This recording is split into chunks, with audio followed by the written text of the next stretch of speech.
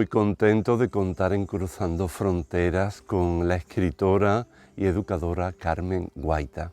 Vamos a presentar, vamos a hablar de su último libro, La celda cerrada, el último viaje de Etty Hillesum.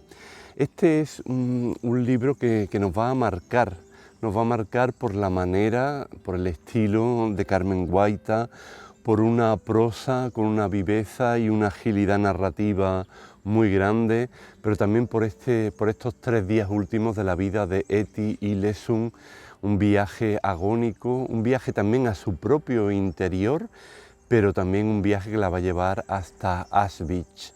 Son los últimos días de una mujer que lo tenía todo por delante, de una mujer muy especial, y ya verán cómo se van a adentrar en esta historia real de la mano de Carmen Guaita.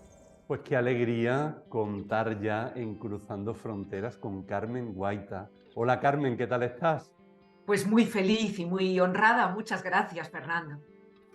Pues nosotros también muy contentos de tenerte con nosotros, además para hablar de tu última novela. Hemos ido siguiendo otras de tus novelas, pero esta celda cerrada, que es tan, bueno, vamos a ir hablando de ella, pero que es tan sugerente, que llega tanto al corazón, me parece que es una novela en la que tenemos que pararnos. Pero antes, como es tu primera vez en Cruzando Fronteras, tú eres muy conocida, pero para aquellos que en este programa no te conozcan, podrías presentarte y yo te invitaría a hacerlo. Bueno, habría muchas palabras, pero con 2 palabras clave. Una, maestra, que nunca se jubila, y otra, escritora. Pues muchas gracias, Fernando, y gracias por seguirme. Gracias por seguirme desde mi primera novela, lo recuerdo muy bien, te dio pie y te dio ideas a tu María y al armar lío de ese maravilloso libro tuyo, Fernando. Pues me llamo Carmen Guaita, soy una maestra que ya se jubiló justo antes de la pandemia, que ha dedicado toda la vida a la educación, que quise desde joven hacerme muchas preguntas y me licencié en filosofía, que quise acompañar la infancia y por eso mi elección de vida fue la educación de los niños de la enseñanza primaria, que escribo desde adolescente, pero desde la mediana edad he publicado pues 18 libros, ensayos, 4 novelas, 3 biografías, y he podido expresarme en el aula, en el pensamiento, en la escritura, así que soy una persona muy privilegiada. Bueno, y soy madre de familia. Eso he empezado, termino por el principio. Voy a hablar de Etty Hillesum. Ella dice que escribe para respirar. ¿Tú escribes también para respirar? Sí, sí. Recuerdo perfectamente la primera vez, siendo yo prácticamente una niña, que me di cuenta de que escribir una vivencia, sacarla a un papel, me unificaba, que es una palabra que a Etty le gusta y a mí también, me unificaba mi caleidoscopio interior. Sí, sí, sí, yo creo que esto tú también escribes, creo que todas las personas que tienen necesidad de expresarse por escrito sienten lo mismo. Vamos a ir entrando ya en esta vida apasionante de Etty Hillesum. Y quizá sería bueno que escucháramos, que viéramos una intervención del Papa Benedicto XVI hace 10 años, justamente cuando él renuncia. La primera audiencia pública fue multitudinaria. Y yo creo que él quiso recoger algunas figuras que para él eran muy importantes. Entonces dedica estas palabras a Etty Hillesum. También la figura de Etty Hillesum, una joven judía de origen holandés que murió en Auschwitz. Inicialmente lejos de Dios, descubrió mirando profundamente a sí misma la presencia del Dios vivo y escribió: un pozo es muy profundo dentro de mí, pero Dios está en ese hoyo.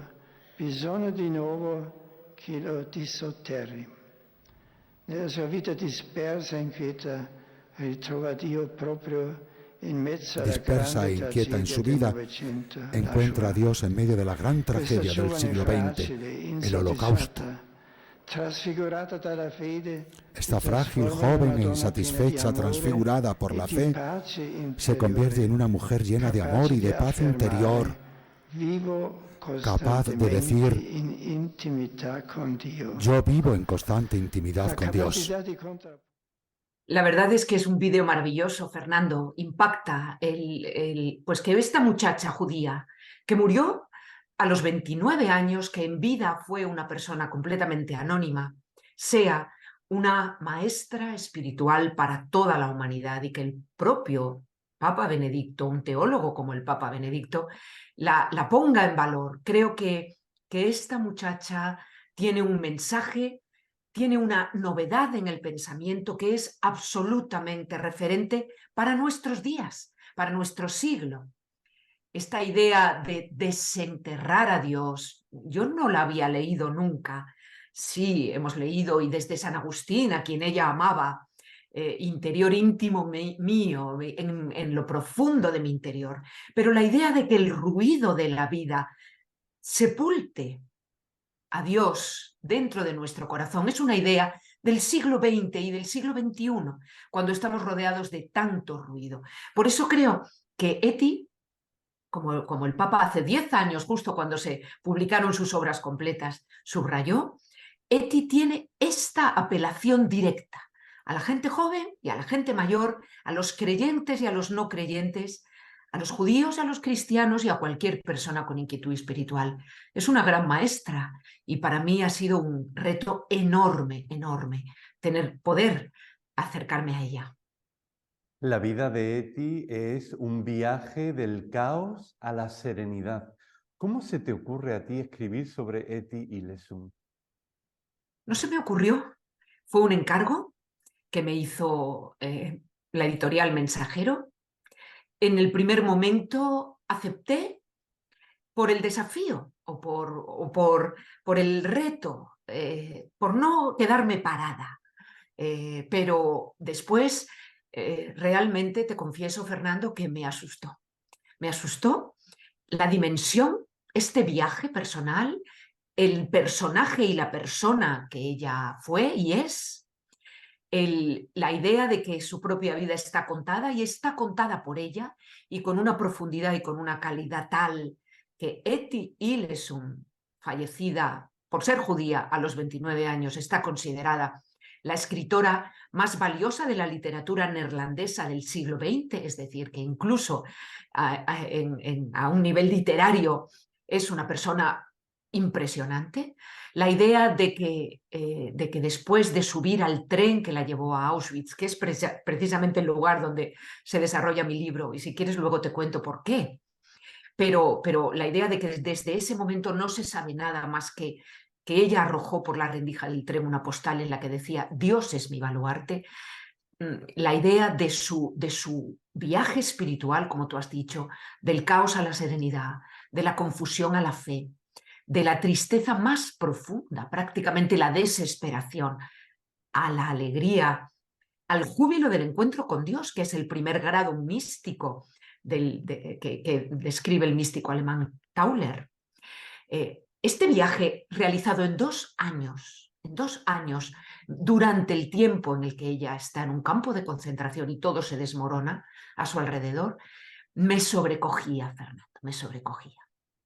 Hasta que un buen día comprendí que a un nivel humilde, estas inmensas contradicciones de confusión y luz a la vez, porque ella no está un día confusa y al día siguiente iluminada, sino que viaja, y durante el viaje se va desprendiendo de la confusión, pero poco a poco, como todos, y va asumiendo sus contradicciones como todos. Pues esta idea me hizo enamorar de ella, que es el estado en el que estoy ahora. Carmen, en este momento del programa, y calibrando a ver cómo podíamos darte una sorpresa, hemos querido que alguien también que ha gozado de la novela, que la ha leído, que la ha analizado, nos regale su análisis y también que te haga alguna pregunta. ¡Guau! A ver. Un saludo, Carmen y Fernando. Gracias, Fernando, por esta oportunidad tan maravillosa de cruzar fronteras, de disiparlas, de redescubrir aquello que nos aproxima. Y gracias, Carmen, por tu regalo, por este estupendo regalo de la novela biográfica sobre el último viaje de Etty Hillesum, que nos has envuelto con tanto cariño. Gracias porque con ella nos ayudas a redescubrir a esta mujer apasionante e importante del siglo XX. Nos subes a aquel mismo vagón número 12 con destino a Auschwitz, junto con Etty y con tantos personajes que se quedan para siempre ya en la memoria una vez leída tu novela. Y nos ayudas a contemplarla, a verla en acción. Esto es lo más fresco de la novela.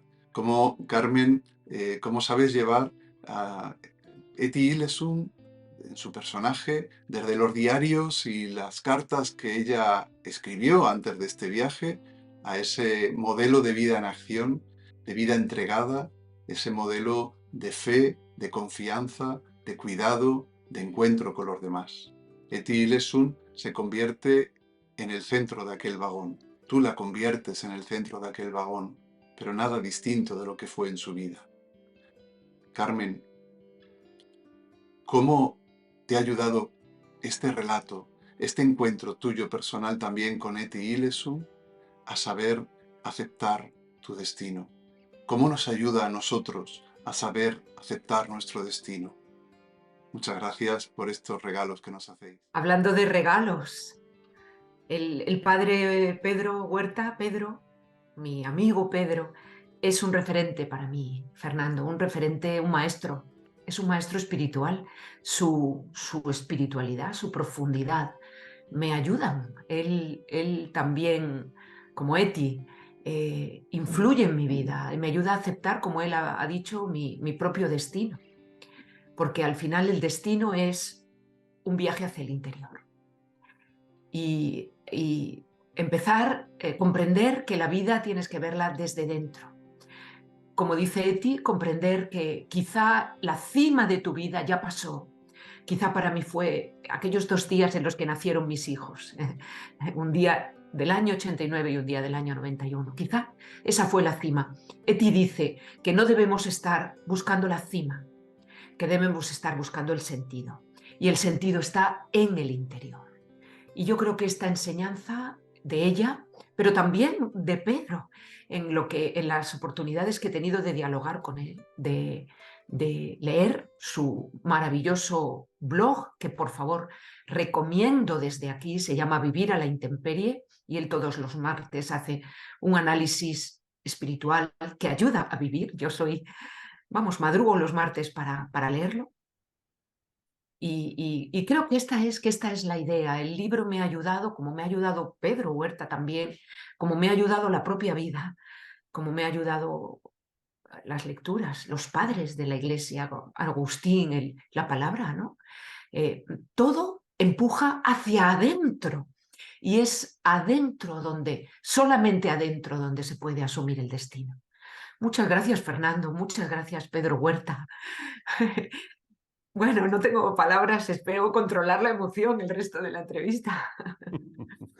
Pues agradecemos mucho a Pedro Huerta su intervención porque, bueno, él está realmente muy, muy ocupado por sus responsabilidades, pero enseguida envió el vídeo, además lo ha hecho con mucho cariño, así que un abrazo fuerte, Pedro, muchas gracias. Gracias.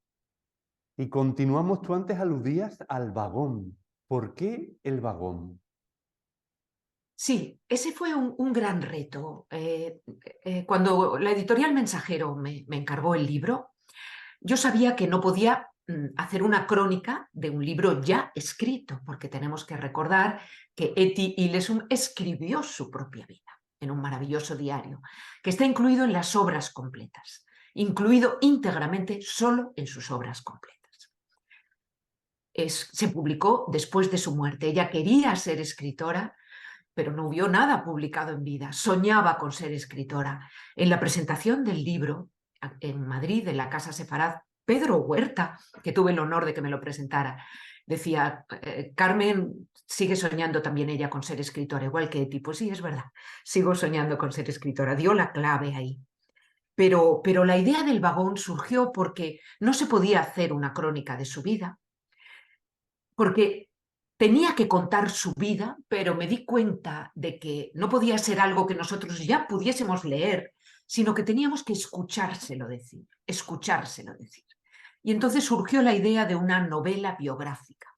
¿Qué es esto? No es una biografía novelada, la celda cerrada, porque una biografía novelada supondría contar la vida de Eti con elementos novelados, pero las palabras que ella pronuncia en este libro, en nuestro libro, perdonadme la vanidad, nuestro libro, el de nosotras dos, porque la he sentido muy cerca, mientras escribía, y yo creo que de hecho no he escrito, escribía ella, pues las palabras que ella dice están tomadas íntegramente de sus obras completas, hasta tal punto que la editorial Mensajero solicitó autorización de los propietarios de los derechos de autor de las obras completas que están en Holanda para poder reproducir tantas palabras literales de Eti.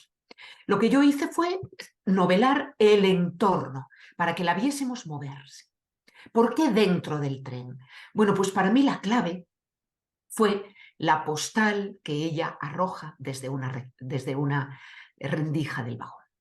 Eti Hillesum subió deportada, subió a un vagón de ganado de 9 metros por 3 metros en el que viajaban 60 personas y sabía que iba al exterminio. Ella lo sabía. Si esta muchacha durante ese viaje pudo arrojar una postal desde la rendija en la que ella decía, Dios es mi baluarte, es porque dentro de ese vagón estaba la Eti de los diarios. Porque dentro de ese vagón ella seguía manteniendo el diálogo con Dios. Estamos en diálogo siempre, dice ella, siempre en diálogo tú y yo. Paseamos de la mano tú y yo, dice ella. Bueno, ella seguía paseando con Dios. Por eso me di cuenta de que podía. Eti dentro del vagón no estaba desesperada, no estaba hundida, no se preguntaba dónde estaba Dios. Seguía hablando con él. Dios seguía siendo su baluarte. Por eso me atreví a entrar dentro del vagón con ella. Y lo que yo tenía que hacer, mi trabajo, era sencillamente que ella estuviera rodeada de personas a las que pudiera contar su viaje espiritual. Y esto ha sido lo que he hecho. Por eso me atreví. Me dijo Eti, ¿tienes permiso para entrar conmigo en el viaje hasta Auschwitz? Porque yo te doy esta clave de que durante ese viaje seguía siendo la Eti de los diarios. Y eso es. Por eso me decidí. Luego fue muy difícil, Fernando, porque el viaje fue duro. Hay documentos, quiero decir, yo no me he inventado cómo fue el viaje. El Yad Vashem, el Museo del Holocausto, que tiene una información exhaustiva sobre cómo eran esos vagones, cómo eran esos viajes, sobre los pasajeros que iban, porque una de las finalidades del Yad Vashem, de esta organización, es que tengan nombre esas personas que fueron exterminadas, que tengan nombre, que conozcamos su nombre. Y esto lo dice Eti, es Eti la que da este pistoletazo de salida. Ella dice, por favor, no nos consideréis judíos que van al holocausto. No perdáis de vista que cada uno de nosotros es una persona singular, con sus sueños, con sus contradicciones, con sus vidas, con sus ganas de vivir. Y ella tenía este empeño, ¿no?, del nombre, lo mismo que el Museo del Holocausto. Y entonces está muy documentado cómo era el vagón por dentro, cuántos pasajeros iban en el viaje de Eti, 987 personas con 137 niños. Y la duración del viaje, luego hay una carta escrita por un amigo de Eti, Yupi, que cuenta con los pormenores el momento de cómo subió la familia de Eti y ella misma al tren. Quiero decir, hay mucha documentación. Lo que en esta novela biográfica está novelado a partir de una documentación exhaustiva y muy sobrecogedora. Realmente sí. De todo ello vamos a ir hablando también poco a poco. Para Eti, como tú bien decías, la deportación había sido completamente imprevista y ella ya sabe hacia dónde va.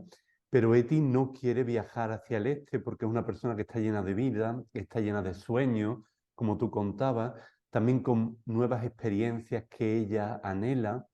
Y en ese contexto también nos va contando, de alguna manera, pues momentos importantes de su vida. Por ejemplo, la relación con sus padres, y en concreto con su madre. Y dice ella, soledad es la primera palabra que le viene a los labios para definir sus sentimientos de niña. Sí, la verdad es que Eti en el campo de concentración leyó mucho, leyó al maestro Eckhart, al místico, quiero decir, a ese nivel de interés por la profundidad espiritual estaba ella, ¿eh? Y entonces ella había vivido algo que el maestro Eckhart define. Él dice, todo lo que se gana en la contemplación se devuelve en amor. Y esto es exactamente lo que ella está haciendo en el campo. Su propio padre dice, me asombra cómo esta hija mía, que era tan individualista, está volcada en ayudar a los demás, sobre todo a los más frágiles, a los niños, a los ancianos. Así está ella, por eso nos quiere ir, porque ella ha encontrado en el campo de Westerbork su lugar en el mundo. Y es un lugar en el que la contemplación espiritual puede abrirla y devolverla en amor. Exactamente este grado, ¿no? Este nivel. Pero ella viene de una familia muy desestructurada, de una familia judía, pero no creyente, que hace muchísimos esfuerzos por, digamos que, disolverse en la sociedad occidental, podríamos llamar así, aunque no es exacto, pero de los holandeses, en ser unos holandeses cualesquiera. Su padre, que se llama Levi, cambia su nombre a Luis, su madre, que se llama Rebeca, cambia su nombre a Riva. Cuando Eti está bautizada como Esther, que es un nombre judío de un simbolismo enorme, el personaje bíblico de Esther, el nombre marca profundamente, pero ella desde niña es Eti para negar, digamos, las raíces judías, y a pesar de todo, ella no pierde el interés espiritual. Es tan sumamente sincera. Creo, Fernando, que uno de los motivos por los cuales me enamoré de ella fue que jamás en mi vida he conocido a nadie con tanta pasión por la verdad, por decir la verdad y decirse a sí misma la verdad sobre ella misma, que no es nada fácil. Y entonces ella, de adolescente, empieza a reconocer en sí misma un agujero interior, un agujero que nada llena. Y dice, estoy intentando con experiencias de todas clases, porque, y en estas experiencias es una muchacha del siglo XXI, casi, estoy intentando llenar este agujero, y este agujero parte de la infancia, de la soledad de la infancia, de las contradicciones de una familia que es una cosa y quiere parecer otra, de la infelicidad de sus padres, de la desorganización, de la falta de atención. Eti tiene lo que hoy llamaríamos, el lenguaje del siglo XXI, y los maestros conocemos bien, una infancia desestructurada, que le pesa y que agranda su agujero interior. De tal manera que cuando ella se da cuenta de qué o quién es la persona que llena el agujero interior, le dice a Dios y lo deja por escrito, porque ella se dirige a Dios por escrito, como si le escribiera cartas a Dios, cosa que copia de San Agustín, escribirle cartas a Dios o hablar con Dios por escrito. Ella le dice, de todas las personas que he conocido en mi vida, eres quien mejor me ha tratado. De todas las personas que he conocido en mi vida, eres a quien más le ha importado mi vida, mi fragilidad. A quien no le importa cómo soy ni lo que he hecho. Quien me quiere de manera incondicional. Esto ella lo encuentra ahí por primera vez en la vida. Bueno, ¿cuánto tiempo tenemos para hablar de ella? Pues sí, vamos a tener tiempo suficiente para hablar con calma de Eti y das tantas pinceladas Eti ama el espacio del silencio interior donde el narrador halla sus raíces, dices también en el libro. Y prosiguiendo otro tema, a mí me ha impresionado sobre los nazis que agreden a estas personas deportadas, que diga Eti, quizá estos hombres están moldeados por el dolor desde la infancia y por eso no les cuesta hacer daño. Y dice también, seres que desprenden olor a miedo. Sí, sí, ella tiene una profunda, y creo que es una de las mayores lecciones, una profunda comprensión de lo humano. Profunda. Empezando por ella misma, digamos, la asunción, ella asume toda su vida. Cuando ella se encuentra con Dios, ella no reniega de su vida pasada, no reniega de sus amantes, no reniega de sus errores, sino que los presenta con una inmensa generosidad y humildad, pero también los distingue. Hay algo impactante en ella que yo jamás lo había leído. Bueno, sí, quizá se ha dicho, pero no, jamás lo había leído en un contexto como el de ella, cuando está sufriendo algo que posiblemente fue el momento histórico en el cual la humanidad tocó fondo, que es en un país occidental, en un país cristiano, Fernando, que esto es sobrecogedor. Este desprecio por el ser humano, por la vida, y este desprecio por la historia de la humanidad, ¿no? Y entonces ella dice, ¿cómo voy a poder yo cambiar lo que no me gusta de los demás? Si de todo lo que no me gusta de los demás tengo yo una porción dentro de mí. Dentro de mí hay una violencia capaz de hacer este daño. Lo que yo tengo que hacer es cuidarla en mí, identificarla en mí, suprimirla en mí antes. Y a partir de ahí puedo perdonarme yo y perdonar, comprender a los demás. Para esto hace falta... A ver, esto se dice y yo lo acabo de decir, pero si ahora nos ponemos a pensar en lo que Eti dice y yo acabo de decir, da para una vida completa. Totalmente. Y además en ese vagón, Carmen, también hay unos contrastes muy fuertes, porque por un lado está eso que dice Eti, a la que tratan en el vagón como a una rabina, y esto que le dicen, verás, sus argumentos son muy consoladores, pero me parecen conformistas y por tanto peligrosos. Y el sufrimiento y la angustia nos está diciendo que aceptemos todo esto sin rebelarnos. Así es, así es. Esto se lo dice un personaje del vagón. Los personajes que van en el vagón no, ¿cómo te diría? ¿Cómo podría decir? No son, no han salido 100% de mi imaginación. Son personajes que están basados en los encuentros de Eti. Incluso en las notas al pie, de las cartas que ella recibió, las personas que ella encontró en el campo de concentración, las personas que ella encontró a lo largo de su vida. Y hoy en día hay estudiosos que dicen esto que le dice este pasajero del vagón a Eti, este enfrentamiento con ella. Hay estudiosos de Eti que no están de acuerdo, que creen que esta idea del perdón y esta idea del amor es conformismo, pero esta idea del perdón y esta idea del amor es Jesús. Esto no es conformismo, todo lo contrario del conformismo, porque para perdonar hace falta la cualidad contraria al conformismo, que es la valentía, el valor.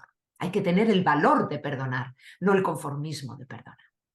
Los personajes que van en el vagón son los interlocutores de ella. Sus vidas corren de mi cuenta. Es lo que ha corrido de mi cuenta para que ella pudiera hablar, contar. Pero surgen, por ejemplo, hay una impactante película, está en internet y se puede ver si a alguien le interesa, sobre el campo de concentración de Westerbork, en Holanda, que los nazis filmaron como propaganda para demostrar su humanidad en el trato de los prisioneros. Pero yo no puedo comprender cómo alguien pudo dar el visto bueno a esta película como una propaganda positiva, porque es absolutamente sobrecogedora. El fotograma más famoso de esta película, que está, ya digo, se puede ver poniendo Campo de Westerbork película, es que unas puertas que se cierran en el primer plano, en la carita de una muchacha gitana, muy bella, y se cierran. Esta imagen, que es, digamos, el emblema de esta película, precisamente para hacer la crítica, ¿no? Una chiquilla, explica por qué hay una niña gitana dentro del vagón que habla con Eti. Quiero decir, los personajes están inspirados también por ella, también por ella. Y por eso, para que ella pueda contar por qué no es conformista el perdón, hay alguien que le tiene que decir, eres conformista, ¿no? Y tiene que haber una persona al nivel intelectual de ella, que la hay, claro, para que podamos comprender también hasta qué punto esta muchacha era profundamente culta, profundamente preparada. Ella era jurista, jamás lo dijo, trabajó como ama de llaves, nunca presumió de tener un título de derecho en los años 30 del siglo XX, que no era nada común, sino que de repente asume un viaje hacia el interior. Y por eso necesitaba alguien que pudiera, bueno, pues estos personajes que pudieran darle a ella pie para expresarse. Espero haberlo conseguido. Carmen, yo creo que otro de los grandes personajes, por así decirlo, es Dios. Yo he recopilado algunas citas y me parecía muy apasionante todo lo que dice, y sobre todo para entrar también en diálogo con nuestro mundo y con nuestra cultura. Dios es nuestro refugio. Desde que experimenté lo bello que es el mundo de Dios, siento su alegría y su fuerza. Eti es una rabina muy persuasiva, le dicen también. Una vez has empezado a pasear con Dios, sigues caminando y toda la vida se convierte entonces en un gran paseo. Esto me pareció precioso. Sí. Tengo que confesarte que el libro está creciendo en mi interior, Fernando, y espero que pueda tener este efecto en las personas que lo lean. Ahora lo leo como desde fuera, evidentemente, porque no tengo en ningún momento la sensación de haberlo escrito yo, no estoy, solamente me metía en el vagón para observar y para ver y para tomar nota como una pasajera más, y esto no es una figura retórica, es la verdad de mi experiencia a lo largo de este libro. Pero claro, el personaje es Dios, evidente. Dios. Dios dentro de un vagón de ganado. ¿Por qué? Porque va dentro del corazón de cada una de las personas que están allí. Algunas lo llevan completamente enterrado, otras a lo largo del viaje comienzan a desenterrarlo. Eti cada mañana lo desentierra. Ella dice, esto hay que hacerlo cada mañana. No es que desentierro del ruido y del polvo y de la arena al Dios que vive en mi interior, es que lo desentierro cada mañana.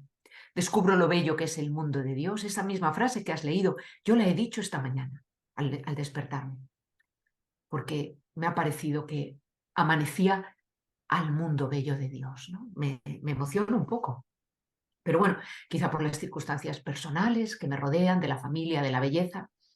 Pero claro, este trabajo cotidiano de desenterrar a Dios y luego, dice ella, estar a la altura de lo que está dentro de mí, a la altura de mi interior. Esto es bellísimo. Esto es una tarea, un desafío, una tarea a la vez, digamos que potencia, pero a la vez que consuela. Tengo, ¿a la altura de qué tengo que estar? ¿Tengo que estar a la altura de las circunstancias? ¿Tengo que estar a la altura de algún gran santo? ¿Tengo que estar a la altura de Eti? No, tengo que estar a la altura de lo que vive en mi interior, que es Dios, y Dios quiere vivir ahí. Yo tengo solamente que acomodarlo, quiere vivir ahí. Esta muchacha que se planta en mitad de un campo de concentración y es capaz de decir, para el resto de la humanidad, la vida es bella, Dios ha creado la belleza. Esto que está sucediendo aquí no es cosa de Dios. La guerra no es cosa de Dios, la guerra es cosa nuestra. Y lo que nosotros tenemos que hacer es ayudar a Dios a cumplir su proyecto, que es el amor y es la belleza, ¿no? Uf. Yo voy a ir también dando algunas pinceladas de lo que ha supuesto la lectura para mí, poco a poco la conversación. Y una de las cosas, claro, yo empezaba a reírme interiormente un poco diciendo, se nota el sello de Carmen. Por ejemplo, se nota mucho la música siempre presente en tus novelas, incluso en estos momentos de mayor sufrimiento. Pero esto no es el sello de Carmen, esto es el sello de Eti.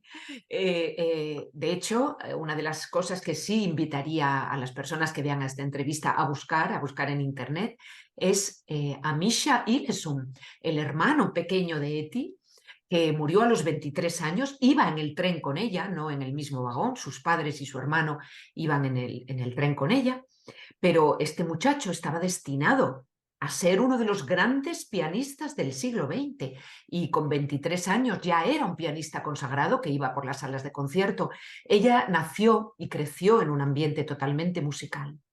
La idea de que la música favorita de Eti y de su hermano Misha era Juan Sebastián Bach, la música alemana, la música de sus verdugos, y que ella no rechaza jamás ese vínculo espiritual, porque la música es un vínculo espiritual, la más espiritual de todas las artes, la que te permite colocarte instantáneamente en el estado de ánimo en el que estaba el compositor cuando compuso, aunque hayan pasado 500 años. Entonces, que ella acepte, que ella asuma esta belleza, ¿no? Por eso está presente la música, no solamente porque de repente dije, ay, mira, Eti, esto lo tenemos en común, sino porque para ella era fundamental, era para su familia, era para sus padres. Yo creo que una historia tan dolorosa está escrita con mucha belleza también. Y yo me preguntaba cómo escribir este texto de tanta oscuridad, con tanta luz y con tanta esperanza, y al mismo tiempo con tanta elegancia. Porque, claro, si la historia estuviera contada de otra manera, nos produciría incluso rechazo, una suciedad tan horrible, unas condiciones higiénicas tan terribles. Y tú es que terminas haciendo ese vagón, permíteme decirlo, elegante. Digo elegante, contando cómo se puede contar algo tan horrible con tanta sensibilidad, con tanta humanidad, con tanta serenidad, con tanta elegancia. Cómo de lo horrible, de lo sucio, puede salir algo creativo y hermoso. Eso es lo que yo me he ido preguntando a lo largo de la novela, porque digo, es verdad, tú decías que es complicado insertar el diario de Eti para que sea una historia, una novela. Pero yo creo que lo complicado es cómo hacer que sintamos que lo que leemos es real y nos provoque lo que esa realidad es realmente, pero contarlo desde una perspectiva tan bella. Pues no tengo ni idea, eso lo hizo Eti, Fernando. Eso es Eti. La idea de esta muchacha dentro del vagón, la luz que ella desprende, la luz de Dios que ella desprende. Te agradezco mucho si es que la pregunta era cómo he podido hacerlo yo eso. Te lo agradezco mucho, pero yo no tengo ni idea, yo no he hecho nada. Yo estaba allí dentro también y tomando nota de cómo iluminaba Eti alrededor. Cómo iluminaba, como tomando apoyo, apoyándose para saltar el salto de altura del que habla Kierkegaard, que es la fe, el salto de altura, cómo se apoyaba en su propia oscuridad, en su propia soledad de vida, en su propia familia desestructurada, en sus propias vivencias tremendas, con los fracasos amorosos, con el campo de concentración, con lo que ella ve, con lo que ella huele, cómo se apoya en eso para pasear de la mano con Dios. Eso es Eti Ilesum. Eso es Eti Ilesum. Por eso estoy leyendo el libro ahora como un libro de meditación, pero por supuesto no mis párrafos, quiero decir, las descripciones que yo pueda hacer, sino las palabras de ella, claro. Uh-huh. Y claro, yo cuando leía también el libro, cuando comenzaba, decía, vamos a ver cómo soluciona esta mujer los 3 días que narra la novela en un vagón tan limitado y con tanto agobio. Yo digo, estas páginas van a ser un agobio tremendo porque no nos van a dar aire. Digo, el espacio es muy pequeño. Y sin embargo, el libro a mí se me ha hecho corto. Yo Qué hubiera bien. querido un libro de 200 páginas más, porque claro, ha citado a San Agustín, al maestro Eckhart, pero también la figura de Rainer María Rilke, de tantos otros que influyen en Eti. También vas insertando el diario, te adentras también en la psicología de otros personajes para que dialoguen con Eti. Yo creo que aquí hay también una creación muy fina de personajes y de adentrarnos en esa psicología de los mismos. ¿Tú destacarías algún otro personaje en la novela? Todos son humildemente mis criaturas y no sabría escoger.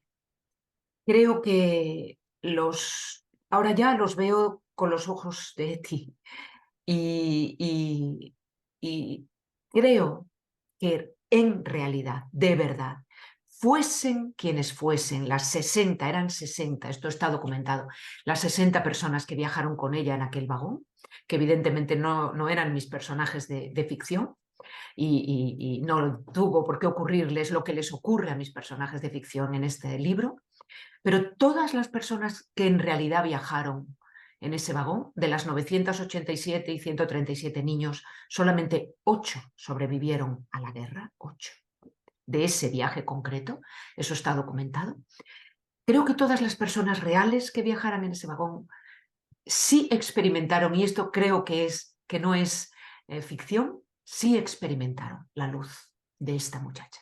Sí creo que ella interactuó dentro de ese vagón como interactúa dentro de este libro. Sí creo que quiso consolar, sí creo que quiso ayudar, sí creo que lloró las lágrimas propias y las lágrimas de los otros. Sí creo que acompañó a morir. Sí creo que consoló a algún niño. Sí creo que la ternura que estaba creciendo en ella, de la contemplación al amor, se proyectó, se extendió en ese vagón. Eso sí lo creo. Estoy segura de que evidentemente no iría con ella en el vagón nadie que se llamase Eleazar, o sí, pero que ella se movió de esta manera allí, estoy segura de que sí. Estoy segura de que sí. Un vagón de muerte en el que hay mucha vida. Y yo creo que también en tus dones, en tus dotes como novelista, logras también impactarnos, porque en esa muerte, en esa situación tan dura, hay momentos que destellan. Por ejemplo, hay incluso una boda. Yo no me lo podía creer. O sea que Me cabe. te vas encontrando en la novela. Yo por eso se me ha hecho corta, porque yo no me esperaba la boda ahí. Esto me parece una genialidad. Porque es que era otro... Además, el valor auténtico de ese amor, sin necesidad de muchas cosas superfluas. No sabes lo que me preocupó la boda, Fernando. Consulté con Esther Bendajal, la directora de la Casa Sefarad, del Centro Cultural Judío de España, si era posible, si los ritos del judaísmo permitirían una boda dentro de un vagón y sin digamos, los símbolos. Es un rito muy complejo y muy bello el de las bodas judías. Esto me ha dado oportunidad de conocer mejor el judaísmo. Es nuestra religión originaria y es la religión que profesó Jesús. Y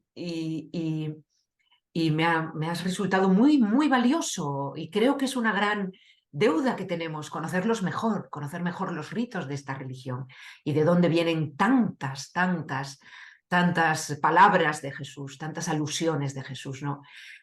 Pero me preocupaba muchísimo que se pudiera celebrar una boda sin romper la copa, sin estar bajo el dosel, sin hacer las capitulaciones previas que para ellos son muy importantes. Le pregunté a una, pues Esther Bendajan es judía y es creyente, que es practicante del judaísmo, y ella me dijo que sí, me autorizó. Le mandé el capítulo y me dijo, sí, vale, es posible, sería posible. Porque me quitaba un poco el sueño pensar que yo me hubiera dejado llevar por emoción de colocar una boda ahí en mitad del infierno y que luego alguien que conociese los ritos del judaísmo me pudiera decir, esto es imposible. Pero no, se puede, se hubiera podido. Quizá hubo alguna boda en el vagón donde iba Eti.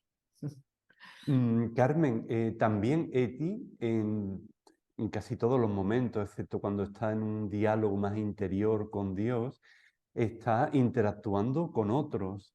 Y eso le da también a ese infierno, porque es un auténtico infierno, un tono de esperanza. Yo me preguntaba con Eti que nuestra vida en realidad es una vida para entablar relación con otros en todo momento y relaciones de una mayor hondura, que las conversaciones tengan profundidad. Y después me preguntaba también, ¿el diálogo nos salva? El diálogo nos salva si no tuviésemos un diálogo en el primer año de vida, desde el primer día de vida. Moriríamos.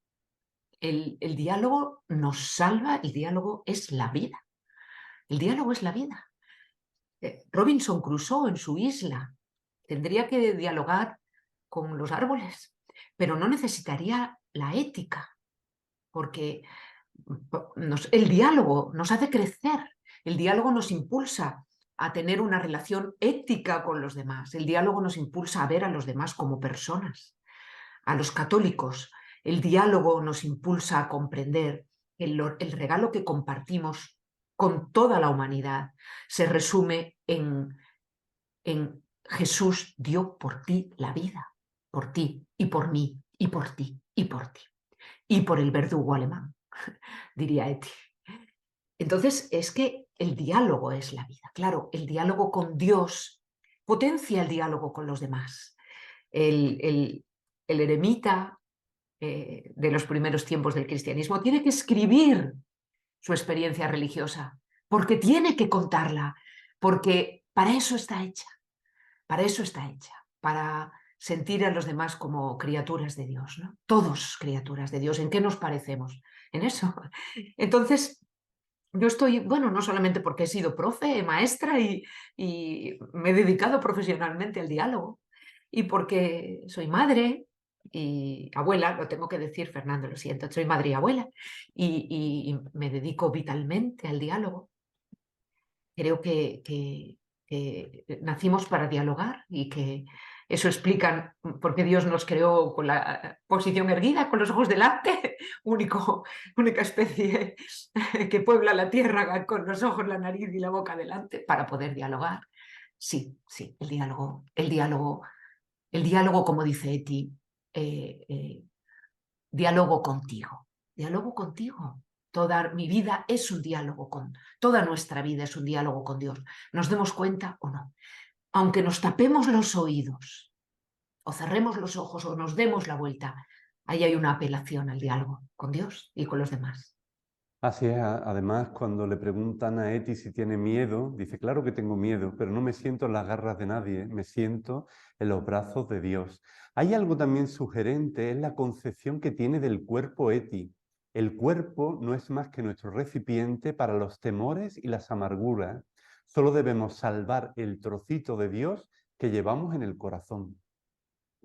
Esto es impresionante, es impresionante. El cuerpo es nuestro recipiente, lo cual no quiere decir que ella lo desprecie. No, necesitamos nuestro recipiente para las tristezas y las amarguras y tenemos que tratarlo con respeto y con amor. Y esto es una inmensa lección de ella también. Ella, de hecho, en su evolución espiritual va ganando respeto por sí misma. Respeto por sí misma. Digamos que se va desprendiendo de esas adherencias que lastran y que provienen de nuestro cuerpo, de nuestras necesidades corporales convertidas en prioridades, de nuestras miserias convertidas en grandes preocupaciones. Es muy graciosa, Eti es muy graciosa, tiene mucha chispa, es muy inteligente, se expresa muy bien. Es la mejor escritora holandesa del siglo XX, con un solo libro. Quiero decir que merece mucho la pena emplear sus palabras, pero cuando ella dice, cuando ella dice esto mismo, ¿no? El cuerpo es el recipiente. Yo voy aprendiendo a dejar las aspirinas. Desde que dejé las aspirinas, dice, porque es una chica del siglo XX y habla como las personas de nuestro tiempo y habla para nuestro tiempo. Desde que dejé las aspirinas y los atracones y entré en mi interior, lo comprendo todo y no necesito aspirinas para calmarme. Y también dice, quienes convierten las preocupaciones por el alimento y por el vestido en el centro de su vida, obtienen a cambio el insomnio. Y lo dice con mucha gracia. Es exactamente, mirad los lirios del campo, ella está leyendo constantemente el Evangelio, está muy próxima al Evangelio, pero evidentemente murió judía, y yo creo que esto hay que dejarlo también, ¿no? Hay que respetarlo también.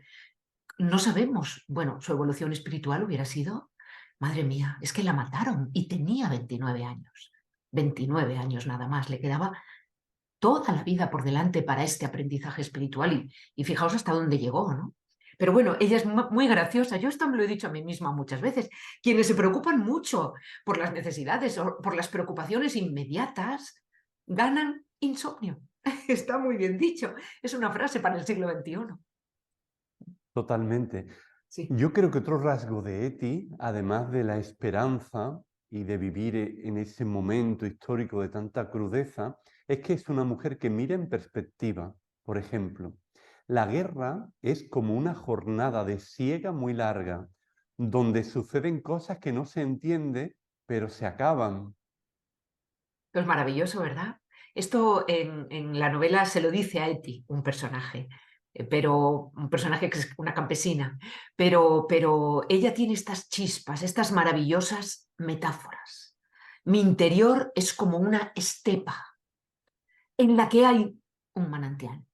Fijaos qué metáfora. La vida es como una jornada de siega, sudor, trabajo, esfuerzo, alegría, frustración, en la que suceden muchas cosas. Qué bonita metáfora. Aunque solamente fuese el espectáculo que ella es como escritora, que a mí por supuesto me ha dejado con la boca abierta, pues ya merece la pena leerla incluso solo por la pasión de la literatura. Y además están los grandes temas de la humanidad. No tiene sentido que por nuestro odio nos convirtamos en perros salvajes. Anima a progresar juntos. El odio nos convierte en verdugos. Cada vez que yo odio, añado odio al dolor del mundo. Muy impresionante. Cada vez que hago mal, añado mal al dolor del mundo. En el dolor del mundo está mi cuchara, están mis ingredientes también. Y esto, digamos que nos sumerge en la realidad de la vida. No podemos decir el dolor del mundo y yo, la miseria del mundo y yo, la tristeza del mundo y yo. No, no, no, no. Yo fuera, quiero decir, el dolor del mundo al que yo añado cada vez que actúo con rencor, cada vez que hago daño, cada vez que me dejo llevar por el desprecio, por la crítica, cada vez que la maledicencia, que es el gran pecado para los judíos, yo esto no lo sabía, lo he descubierto a raíz de este libro, la maledicencia. Cada vez que yo me dejo llevar por esto, añado pecado al pecado del mundo, ¿no? Muy impresionante para meditarlo despacio. Pues sí. Y otro gran tema para meditar despacio es la muerte. Si uno deja fuera de su vida la muerte, entonces su vida no es plena. Y cuando uno incluye en su vida la muerte, la vida se amplía y se enriquece. Y dice también Eti, estoy tranquila, escucho la música de mi alma y me preparo a morir, porque tiene razón el rabino. En la 9ª sinfonía de Beethoven está Dios, y yo conozco su partitura. Cuando uno acepta la muerte, ensancha la vida. Cuando uno acepta la muerte, ensancha la vida, lo dice una muchacha de 29 años en un campo de concentración. Perfectamente consciente de que están en ese campo esperando un viaje que los lleva al exterminio. Sus padres se bajaron del tren y fueron a la cámara de gas. No tardaron ni media hora en morir, desde que pusieron un pie en el andén de Auschwitz-Birkenau. Esto lo dice una muchacha que es una maestra espiritual, ¿no? ¿Qué puedo yo añadir? Bueno, solamente decirte, Fernando, que la frase de Beethoven es de un personaje, no es de Etty, es un personaje que viaja en el tren, una instrumentista de viola. Pero está, por supuesto, está inspirado, quiero decir, en estas frases. Aceptar la muerte es lo que ensancha la vida, y el que no ensancha, perdón, el que no acepta la muerte, acorta su vida, porque se pierde la globalidad de la vida, ¿no? Esto es así, y esto lo han dicho grandes maestros espirituales a lo largo de la historia, pero yo creo que desde un campo de concentración, muy pocos, y eso añade valor, un valor añadido al estado espiritual, a la inundación de esperanza de esta muchacha, mientras a su alrededor está directamente el infierno. Hay también algo que me ha llamado la atención, no por novedoso, sino por cómo está tratado y lo vive Etty, que es toda esta cuestión de qué podemos hacer para ayudar a quien necesite ayuda, e incluso yo creo también, no lo tengo anotado, pero me impactó tanto que ni lo escribí, que también si podemos ayudar a Dios incluso. O sea, que es un Ayudar a tema... Dios, esto yo creo que es insólito, ¿eh? Yo creo que esto es una originalidad de esta maestra espiritual, ayudar nosotros a Dios. Es lo que comentaba antes, de que ella se planta en mitad de un campo de concentración y dice, pero ¿cómo te atreves a pedirle explicaciones a Dios por la guerra? La guerra no es la voluntad de Dios. La guerra la estamos haciendo los hombres. Tenemos que ayudar a Dios, estamos aquí para ayudar a Dios a cumplir su plan. Y esto es impresionante, y yo creo que si cada uno de nosotros fuésemos capaces de asumir esto, evidentemente el mundo cambiaría. Ayudar a Dios a cumplir su plan hoy, desde que me levante hasta que me acueste. ¡Wow! Estoy todo el rato sobrecogida, pero no sobrecogida por mi libro. Espero que esté quedando claro que estoy sobrecogida por esta persona, por esta maestra espiritual. Después me ha parecido también precioso cómo introduces en la novela la figura de Teresa Benedicta de la Cruz, de Santa Teresa Benedicta de la Cruz, de Edith Stein. Edith Stein. Ellas se encontraron en el campo de Westerbork. Ellas volvieron a encontrarse en Auschwitz. Como no tenemos ninguna noticia de ninguna de las dos desde el momento en el que llegaron a Auschwitz, no podemos saber si interactuaron. Etty la había conocido en Westerbork de pasada, que es lo que yo narro, y se había quedado impresionada. A ella le estaban impresionando. Claro, ella estaba en un estado de porosidad espiritual y estaba acercándose, leyendo a Agustín, leyendo el Evangelio de San Mateo, leyendo al maestro Eckhart, estaba acercándose al cristianismo. Leía y releía la carta a los Corintios. El Corintios 13, perdón, quiero decir, la primera a los Corintios, capítulo 13. Lo leía y lo releía. Le parecía que ahí estaba incluido el plan de cualquier vida, ¿no? Entonces ella se encuentra con Edith Stein. Estaba impactada por la actitud de los católicos. Había muchas monjas y sacerdotes y frailes católicos en los campos de concentración alemanes porque eran de origen judío o porque tenían apellidos judíos. Como por ejemplo le ocurría a Edith Stein, que efectivamente provenía de familia judía. Había muchos, y a Etty le impactaba, y ella deja constancia de su serenidad, de la serenidad. Igual que le impacta la desorientación de todos aquellos que en el campo de concentración, que fuera del campo de concentración eran personalidades, un rector de la universidad, un famoso artista, que de repente, judíos, que de repente llegan al campo de concentración, y dice ella, y los ves andando deprisa de un sitio a otro porque mantienen la agitación de su vida pasada, pero sus virtudes, las virtudes que a ellos les sirvieron para triunfar en el mundo, para convertirse en gente célebre, famosa, admirada, para llegar a las cimas de las distintas profesiones, esas cualidades aquí no les hacen falta para nada, no sirven para nada. La ambición, eso aquí no sirve para nada. A cambio, comprende que las cualidades de los religiosos católicos sí sirven en el campo de concentración y ella siente una profunda cercanía, una profunda identificación con todos estos. Y entre ellos estaba Edith Stein. Es bonito pensar que quizá ellas pudieron dialogar en el campo de Auschwitz, quizá. Todo lo que sucede en Auschwitz creo que debe permanecer en el silencio. Creo que ahí, fíjate, ninguno de nosotros tendría, o por lo menos yo he sentido que yo no tendría derecho a novelar. Carmen, rebajando un poco el nivel de emoción de nuestra conversación, y si me lo permites, me ha hecho gracia un guiño que tú haces a Andalucía, como haces en otras novelas, porque hace un guiño concreto y muy original a Sevilla, Cádiz y Málaga. Pero este guiño no lo hago yo, Fernando. Es que esta persona, que era un gran amigo de Eti, le escribió a ella, una persona, perdón, que era gran amigo de Eti, le escribió a ella: cuando me retire, mi sueño es conocer Sevilla, Cádiz y Málaga. Y esto me encantó, o sea, esto aparece en las obras completas de Eti, que alguien se lo dijo a ella: Sevilla, Cádiz y Málaga, ¿no? Como mitos, como nosotros, igual que, claro, que nosotros tenemos al alcance de la mano Sevilla, Cádiz y Málaga, y quizá pudiéramos decir, pues, el Caribe, ¿sabes? Pero a ellos, en el norte, les parecían, pues, lo que son, 3 lugares de belleza y de luz, ¿no? Me hizo tanta gracia encontrar en el diario de Eti el nombre de mi pueblo, que por supuesto, vamos, me faltó tiempo para incluir esta frase que pertenece a los diarios, incluirla en la novela, claro.